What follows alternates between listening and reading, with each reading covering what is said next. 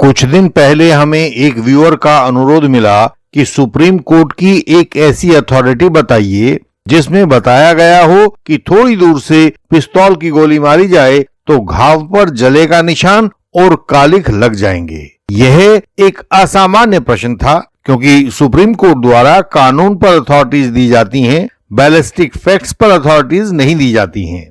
अतः हमने इस प्रश्न का कोई जवाब नहीं दिया। तो कुछ दिन के बाद उनका पूरा केस हमें भेज दिया गया कि हमें इस पर लिखित कंसल्टेशन चाहिए। हमने केस पढ़ा तो देखा कि उन्होंने सब सवाल हमसे गलत पूछे थे और गलत आधार पर पूछे थे। चार्जशीट फाइल किए जाते समय उसमें लिखे हुए फैक्ट्स, बयान और ओपिनियन सब कुछ अपरीक्षित या अनटेस्टेड होते हैं। वे ट्रायल की कसौटी पर कसे जाने से पहले के तथ्य हैं। उनके सही होने या झूठे होने या सच्चे होने का फैसला अभी ट्रायल के दौरान होना है। तो उनके आधार पर किसी भी सुप्रीम कोर्ट की अथॉरिटी को ढूंढना एक हास्यास्पद बात है। सुप्रीम कोर्ट की अथॉरिटीज उन फैक्ट्स के बाबत दी जाती है जो ट्रायल तथा अपीलों में से गुजरकर परीक्षित या टेस्टेड फैक्ट्स बन चुके होते हैं। सुप्रीम कोर्ट कभी भी किसी भी अनटेस्टेड फैक्ट के ऊपर कोई निर्णय नहीं देता है। दिल्ली के बहुत पड़ोस के एक शहर में एक केस दर्ज करवाया गया कि 10/8/2023 को जब वादी और उसकी पत्नी सुबह मॉर्निंग वॉक पर गए हुए थे तो लगभग 8:20 पर उनकी बेटी का कॉल आया कि सुबह 7:10 पर दो अज्ञात बदमाशों ने घर में घुसकर चाचा को व मुझे बांध दिया है। बदमाश लोग घर की अलमारियों में से नकदी व जेवर लूट कर ले गए हैं और मेरे दादा व दादी को गोली मार दी गई है। इस कॉल पर वादी घर लौटकर आया तो उसने देखा कि उसके पिता मर चुके हैं और माता गंभीर रूप से घायल होकर अस्पताल में भर्ती करवा दी गई है। वादी के पिता मर चुके थे तो उनका पोस्टमार्टम भी हुआ था। पोस्टमार्टम रिपोर्ट में एक स्थान पर लिखा था नो ब्लैकनिंग नो टैटूइंग। इसे पढ़कर आरोपी समझ गया था कि वह इंडियन लीगल सिस्टम से अथॉरिटी पूछकर कोर्ट में लगा देगा कि नजदीक से गोली मारी जाए तो पीड़ित व्यक्ति के घाव पर टैटूइंग और ब्लैकनिंग दोनों मिलेंगे। नहीं मिलने पर कोर्ट को उन्हें छोड़ देना होगा। इस आधार पर आरोपी हमसे वह अथॉरिटी मांग रहा था। और यह कोई अकेला केस नहीं है। व्हाट्सएप एवं यूट्यूब से स्नातक की उपाधि पाए हुए अनेक लोग वकीलों की खोपड़ी खाते रहते हैं कि हमें यह अथॉरिटी दे दो या वह अथॉरिटी दे दो। वास्तव में यूं अथॉरिटी मांगना मौत के कुएं में साइकिल चलाने के जैसा है जो बहुत खतरों से भरा हुआ है। आपको सही खतरे का अंदाजा नहीं है, उसके बावजूद आप सोचते हैं कि इन अथॉरिटीज पर बैठकर आप इस वैतरणी को पार कर जाएंगे। यह एक गलत सोच है। हमने आपको पहले भी बताया है कि पुलिस द्वारा पेश चार्जशीट में प्रोसिक्यूशन केस की जो भी स्थिति दिखाई दे, मजबूत एविडेंस और अकाट्य एक्सपर्ट रिपोर्ट्स दिखाई दें, आरोप लगाने वाले के मजिस्ट्रेटी बयान दिखाई पड़े, लेकिन ये सब के सब ट्रायल के दौरान बहुत कमजोर हो जाते हैं। माहिर व अनुभवी एडवोकेट्स अपने क्रॉस एग्जामिनेशन से इनका सारा जहर चूस लेते हैं और हर प्रोसिक्यूशन केस की लगभग 60% शक्ति ट्रायल के दौरान इन माहिर एडवोकेट्स के द्वारा, जो डिफेंस काउंसिल होते हैं, इनके द्वारा नष्ट कर दी जाती है। ट्रायल के दौरान गवाह सही बयान नहीं दे पाते, सैंपल्स सड़ जाते हैं, दस्तावेजी सबूत कोर्ट के सामने नहीं आ पाते और इन सब बातों का फायदा आरोपी को मिलता है, उसका केस कमजोर हो जाता है। ट्रायल से प्रोसिक्यूशन केस बहुत जर्जर होकर निकलता है। तो हमारे जो भी फॉल्स एलिगेशन वॉरियर्स या यंग एडवोकेट कलीग्स हैं, वे केस के मिलते ही उसकी प्रारंभिक स्टेज पर ही सुप्रीम कोर्ट की अथॉरिटीज को ढूंढना बंद कर दें। इसमें वे अपना समय और संसाधन दोनों नष्ट कर देते हैं। अथॉरिटीज को ढूंढने का समय ट्रायल के अंतिम चरण में आता है, जब हमें पता होता है कि इस ट्रायल में से निकलकर कौन कौन से तथ्य प्रूव हुए हैं और कौन कौन से तथ्य अभी प्रूव नहीं हुए हैं, अनटेस्टेड और अनप्रूव्ड होकर कूड़ेदान में चले गए हैं।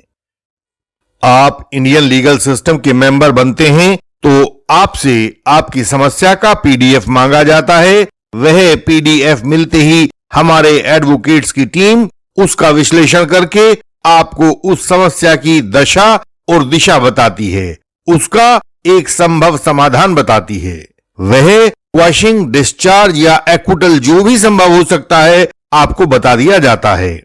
आपको आगे का रास्ता भी सुझाया जाता है और यह मुफ्त होता है। बिना फीस के आपका पूरा केस जांचा जाता है। आप भी मेंबर बने और अपने केस के सही समाधान को जानें। इस वर्तमान केस में कहीं कोई स्पष्टीकरण रिकॉर्ड पर नहीं था कि यदि अपराधी उस छोटी लड़की को बांधकर गए थे तो वह खुली कैसे थी, क्योंकि घर में कोई और तो आया नहीं था। यदि छोटी लड़की स्वयं को खोल सकती थी तो फिर इसका चाचा खुद क्यों नहीं खोल सकता था? वह क्यों नहीं खुद को खोल पाया और उसने अपने भाई को जो घूमने गया हुआ था क्यों उसको फोन नहीं किया? ध्यान से देखें कि अपराध के दौरान वाली मृत्यु को हमेशा डॉक्टर के द्वारा ही पुष्टि की जाती है, तो फिर इनके पिता को मृत कहकर घर पर ही क्यों रख लिया गया और माता को अस्पताल क्यों भेज दिया गया? उस पिता की मृत्यु की पुष्टि किसने की और अपने किस ज्ञान के आधार पर की?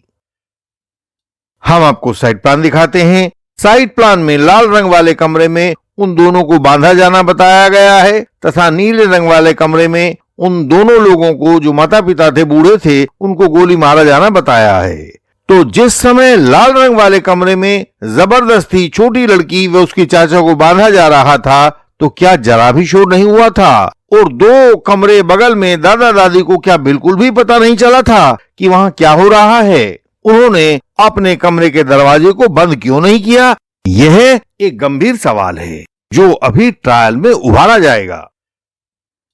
शहर से लौटकर वादी ने जो लिखित शिकायत दी थी उसमें मौके पर किसी गोली के खोखे का पड़ा होना बयान नहीं किया गया था। कोई भी अन्य चीज पड़ी हुई नहीं थी। लेकिन जैसे ही पुलिस मौके पर पहुंची तो उसे नीले कमरे में बंदूक की गोली पड़ी दिखाई दी, जिसको खोखा कारतूस कहते हैं, और रस्सी पड़ी हुई दिखाई दी। जबकि प्रोसिक्यूशन स्टोरी के अनुसार यदि रस्सी को कहीं मिलना भी था तो वह लाल रंग के कमरे में मिलना चाहिए था, लेकिन वह नीले रंग के कमरे में क्यों मिली? क्योंकि नीले कमरे में तो रस्सी का प्रयोग हुआ ही नहीं था। नीले कमरे में तो केवल गोली का प्रयोग हुआ था। तो ऐसे में गोली व रस्सी एक ही कमरे में कैसे पहुंची? यह डिफेंस की तरफ से एक बड़ा मजबूत सवाल उभर रहा था। एक अन्य बहुत महत्वपूर्ण पक्ष है, उसको देखिए। घटना के होने का बयान 10/8/2023 का है। कंप्लेनेंट ने कोई शिकायत या बयान 161 नहीं दिया है कि क्या क्या चोरी हुआ था। सिर्फ नकदी व अलमारियों में से जेवर चोरी होने की बात बयान की गई थी। लेकिन अगले दिन 11/8/2023 को जब पुलिस वाले सड़क पर खड़े होकर इस घटना के बारे में बात कर रहे थे तो मुखबिर खास ने उनको बताया कि दो लड़के बाइक पर आने वाले हैं। उन्होंने ही कल की इस घटना को अंजाम दिया था। इस पर रेडिंग पार्टी बनाकर पुलिस ने उन दोनों लड़कों को पकड़ लिया बताते हैं। यही आपकी चार्जशीट में लिखा हुआ है। पकड़ने के बाद जब उन दोनों लड़कों की तलाशी ली गई तो उन दोनों के पास से इतना सामान मिला, इतनी ज्वेलरी मिली, इतना नकदी मिली जिसका कोई हिसाब नहीं है। हम आपको पूरी बरामदगी सामने स्क्रीन पर दिखा रहे हैं। 4 पेजेस में तो बरामदा वस्तुओं के नाम ही टाइप हुए हैं। ऐसा लगता है जैसे कि उनके सारे घर को ये लोग उठा लाए थे और कहीं बर्तन, सामान, चद्दरें, जेवरात सभी कुछ तो इनके पास से मिला। तो सवाल है कि ये आरोपी किस तरह से इतना सामान लेकर उस समय मोटरसाइकिल पर चल पा रहे थे जब पुलिस ने इनको सड़क पर पकड़ा। कंप्लेनेंट ने कहीं यह सामान अपना होना बयान नहीं किया है, ना शिकायत में, ना अपने किसी बयान 161 में, और ना ही उस सामान की कोई रसीद, बिल वगैरह पुलिस को उपलब्ध करवाई है। तो फिर यह सामान आया कहां से और यह सामान किसका है? आप देखेंगे कि अभी हमने कुछ नहीं कहा है, बल्कि पुलिस की कार्रवाई को देखकर ये सवाल हमारे मन में पैदा हुए हैं। ट्रायल के दौरान ये सवाल पुलिस से और दूसरे गवाहों से पूछे जाने हैं। सवाल और भी बहुत से होंगे जो वीडियो की लंबाई को बचाने के लिए हमने यहाँ नहीं लिखे हैं। और जैसे ही हम इसके गहन विश्लेषण को करेंगे, क्रॉस एग्जामिनेशन के दौरान के लिए सवाल तैयार करेंगे, वैसे वैसे सवालों की संख्या बढ़ती चली जाएगी। तो हम ये सारे सवाल उन प्रोसिक्यूशन विटनेसेस से पूछेंगे जिनको पुलिस लेकर आएगी। यदि उन्होंने सही जवाब ना दिए, और हम भी जानते हैं कि वो बिल्कुल नहीं दे पाएंगे, तो इन सवालों के सही जवाब ना मिलने से इस केस की हालत बहुत खराब हो जाने वाली है। यह केस अपने पांवों पर खड़ा नहीं रह पाएगा।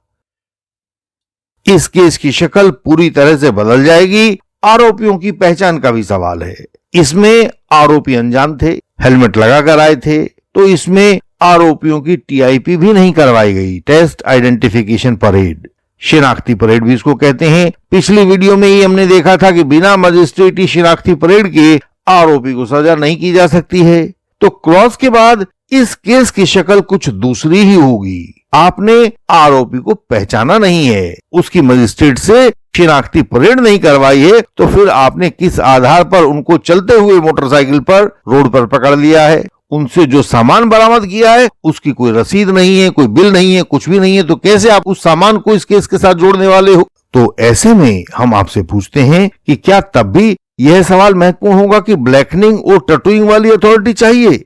नहीं, तब हमें किसी दूसरी अथॉरिटीज की जरूरत पड़ेगी, बल्कि मैं तो कहूंगा बहुत सारी अथॉरिटीज की जरूरत पड़ेगी, जिनके लिए हमारे क्रॉस एग्जामिनेशन को एक टूल के रूप में इस्तेमाल किया जाएगा। उस क्रॉस एग्जामिनेशन से इस केस के फैक्ट्स में जगह जगह सुराख कर दिए जाएंगे, और उन सुराखों को भरने के लिए तब हम सुप्रीम कोर्ट की अथॉरिटीज लगाएंगे, क्योंकि वो परीक्षित तथ्यों के ऊपर आधारित होंगी। जैसा यह केस ट्रायल से पहले दिखाई देता है, वैसा यह ट्रायल के बाद दिखाई नहीं देगा। हमें भी नहीं पता कि तब यह कैसा दिखाई देगा, यह कितना टूट चुका होगा, यह तो टूट जाने के बाद ही पता लगेगा ना। आप सब विद्वान व्यूअर्स को हमारी एक सलाह है, आप सब कुछ जानते हैं, लेकिन कोर्ट में आरोपी का बचाव एक बहुत गंभीर कार्य है, इसलिए इसको करने से पहले सब एडवोकेट्स को विशेष दीक्षा दी जाती है, जिसे एलएलबी कहा जाता है। आप में से कोई भी व्यक्ति स्वयं अपने केस पर हाथ ना आजमाए। जो एडवोकेट्स पूरा अनुभव अभी नहीं ले पाए हैं, नए हैं, वे भी अपने अपने सीनियर से पूछ लें। कोई सीनियर आसपास मौजूद ना हो तो इंडियन लीगल सिस्टम तो हमेशा आपके साथ होता ही है। अथॉरिटीज वगैरह के बेकार के चक्करों में पड़कर समय खराब ना करें, अपना सवाल बनाएं, सवाल को इंडियन लीगल सिस्टम के पास भेजें और हम आपको उसमें समझाएंगे। ट्रायल प्रोसिक्यूशन केस की मेरिट को तोड़ने के लिए होता है। प्रोसिक्यूशन केस की मेरिट केवल क्रॉस एग्जामिनेशन से ही तोड़ी जा सकती है, इसलिए कोई भी ट्रायल हो, किसी भी सेक्शन का आरोप लगा हो, कुछ भी प्रोसिक्यूशन मटेरियल रिकॉर्ड पर मौजूद हो, किसी भी और बात को छुए बिना उस प्रोसिक्यूशन मटेरियल की मेरिट्स को तोड़ देना चाहिए। केवल बेहतरीन क्रॉस एग्जामिनेशन ही इसका तरीका है। क्रॉस एग्जामिनेशन से ही हम उस केस की मेरिट्स को तोड़ सकते हैं, आरोपी को जिता सकते हैं। यदि यह आपसे ना आए तो हमसे आप इसका तरीका पूछ सकते हैं, उसको हम आपको बताएंगे, लेकिन रिस्क कतई ना लें। यदि आप भोलेपन से, गलती से, झूठे आरोप से किसी कोर्ट केस में फंस गए हैं, तो हमारी संस्था इंडियन लीगल सिस्टम का सपोर्ट सिस्टम आपको बचाने के लिए आगे आएगा, आपको सही कानून की राह दिखाएगा। जितने झूठे गवाह होंगे उनको अपने कानूनी औजारों की सहायता से क्रॉस करके आपको उन झूठे गवाहों से मुक्ति दिलवाएगा। पूरे भारत में जहां कहीं भी आप हैं, हमारी सहायता वहीं आप तक पहुंचेगी। हम पहुंचाएंगे। हमें बताएं कि आप कहां फंसे हुए हैं। हमारी वेबसाइट है indianlegalsystem.org। इस पर सारी जानकारी आपकी सरल भाषा में दी गई है। इसको पढ़कर फर्जी केसेस से बचने की बातें सीखें। इस वीडियो को लाइक करें, शेयर करें और सब्सक्राइब करें। बेल आइकन को प्रेस करें ताकि नई वीडियो आपसे मिस ना हो जाए। इन वीडियोज को दूसरों तक फैलाएं ताकि कोई झूठे केस की आग में न झुलसे। हम आपसे आगे भी नई वीडियोस में ऐसे ही मिलते रहेंगे। अगली वीडियोस में मिलने तक प्रणाम।